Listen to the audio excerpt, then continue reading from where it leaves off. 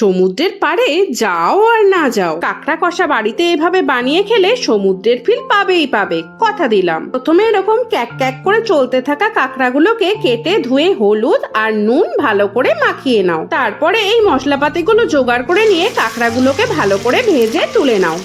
এবারে একটু জিরে আর তেজপাতা ফোড়ন দিয়ে দাও। ফোড়ন দেওয়া হয়ে গেলে সাথে সাথে পেঁয়াজগুলোকে দিয়ে দাও। পেঁয়াজগুলো ভাজা হয়ে এলে স্বাদ মতো নুন, টমেটো আর আদা রসুনের পেস্ট দিয়ে কিছুক্ষণ ভালো করে কষিয়ে নিতে হবে। কিছুক্ষণ এভাবে কষানোর পর জিরে বাটা আর ধনে বাটা দিয়ে আবার ভালো করে কষাও। আবারও কিছুক্ষণ পর একটু হলুদ আর লঙ্কা বাটা দিয়ে কষাতে হবে যতক্ষণ না তেল ছেড়ে বেরিয়ে আসছে। এভাবে তেল ছেড়ে বেরিয়ে এলে এর মধ্যে কিছুটা জল দিয়ে দাও। এবারে একটু ফুটে উঠলেই ভেজে রাখা কাঁকড়াগুলোকে এর মধ্যে দিয়ে দাও। কিছুক্ষণ ফোটানোর পর গ্রেভিটা কমে এলে গরম মশলা আর ঘি দিয়ে দিলেই ব্যাস কাঁকড়া কষা রেডি।